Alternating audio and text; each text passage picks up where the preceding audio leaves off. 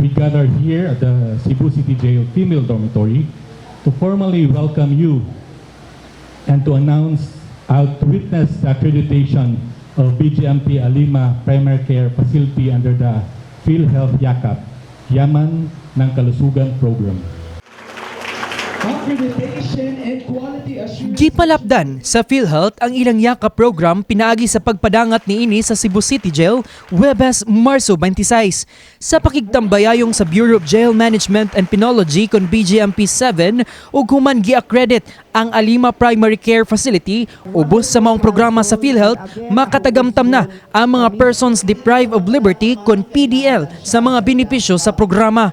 Ang maong inisyatiba mipahimugat nga ang healthcare services usa ka katungod og dili lamang pribilehiyo. Alang sa mga PDLs, dako kini og tabang kanila aron mahatagan sila og kalidad nga serbisyong medikal bisan pa man naa sila sulod sa prisuhan. Ang yakap program sa PhilHealth naglangkob sa pipila ka mga serbisyo sama sa consultation or primary care check-up, laboratory, tambal og screening test nga ilang mapahimuslan lakip na sa ilang mga kabanay gawas sa prisuhan. Matag PDL, adunay gigahin nga 20,000 pesos ubos sa maong programa aron makabaton og access sa mga tambal, common laboratories ug uban pa nga mga serbisyo nga gi-offer sa yakap program. Apan ang pangutana, matransfer ba ang pagka-member sa yakap sa usa ka PDL kung sila makagawas na? Kini, gitubag ni Marjorie Cabrieto, ang Regional Vice President sa PhilHealth Region 7, sumala niya ang mga serbisyo sa yakap program mamahimong madala o matransfer sa miyembro kung pananglitan mahumanan nila ang ilang sentensya. We will have to go to the clinic nga choice ba nila, no? Choice nila, like for example, ako dapat kasi they have to finish first the 1-year period, no? So for 2026 pwede sila, let's say for example nga mugawa sila by October, pwede na sila maka-transfer to any facility of their choice. Muadto lang sila sa PhilHealth, any PhilHealth office lang, and then muingon lang I want to be transferred to this clinic. Kay duo lang sa akon nga balay. Okay, nakagawas naman ako sa jail. Apan ang maayong balita, dili lang kinialang sa mga PDL, kundi apil na usab ang ilang mga pamilya nga naa sa gawas. Si Jail Inspector Samuel Manas Jr., ang chief sa BGMP 7 Community Relations Service Section, mibutyag nga dako kini nga tabang aron mas masigurado og mapalambo pang ilang serbisyo sa healthcare. This milestone is a very big opportunity for us to deliver greater services.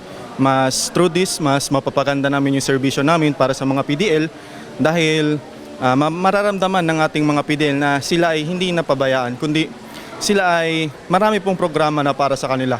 Nakahinabi usab sa MyTV Cebu ang usa ka PDL nga mipadayag sa iyang kalipay sa tabang medikal, ilabi na nga siya adunay asma. Naghatag usab kini kaniya og kumpiyansa ang programa tungod nalakip man sa serbisyo ang iyang pamilya nga naa sa gawas. Kanang wala ko nag-expect nga naa day ana nga program para namo nga naa diri sa sulod dili day mi ma-left behind. So ma-appeal pa day og kanang kuan among family ana nga kuan program. Ang BGMP 7 mapasigarbuhon usab nga midawat sa balita nga sila ang ikaduha sa tibok nasod nga na-accredit sa maong programa. Ang maong accreditation matud pa sa BGMP 7 nagsilbing pundasyon alang sa mas malambong serbisyo sa healthcare sa ilang buhatan. Kini nga lakang sa PhilHealth pinaagi sa yakap program nagtinguha nga mahatagan og nindot nga serbisyo ang mga PDL. Tungod katungod usab nila nga mahatagan og quality healthcare services bisan pa man naa sila sulod sa prisuhan.